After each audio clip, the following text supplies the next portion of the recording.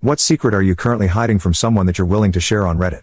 1. I've started to on occasion accidentally, but on purpose, not hang up my phone correctly when getting off a call with my daughter-in-law. I then proceed to talk to my husband about how much I enjoy talking to her, how lovely I think she is, how glad I am that our son chose her, and whatever other boost I may think she needs. She doesn't have any family that uplifts her, just the kind that tears her down. I started doing this after my son told me about his wife coming to him in full-on snot tears, because I had once butt dialed her while talking to my husband about her. She stayed on the line to hear what I really thought of her, expecting the worst because that's been her experience of family. Apparently she was quite touched by the things I said, and my son told me it gave her a confidence boost that lasted weeks. So I do it more often now. Neither of them have any idea I do it on purpose, though. They just think I'm getting old and worse at managing my tech. 2. I have a sweet one. My father is convinced that lilies were my late mother's favorite flower, because their wedding venue was filled to the brim with them and she was supposed to be the one who picked the flowers. He got her lilies for every birthday, anniversary, and whenever she was in the hospital. My mother was in poor health most of her life. When she passed away, the funeral was full of lilies, and he still sometimes puts a vase of lilies beside her urn. The thing is, my mother once confessed to me that lilies weren't her favorite flower. She was fine with them,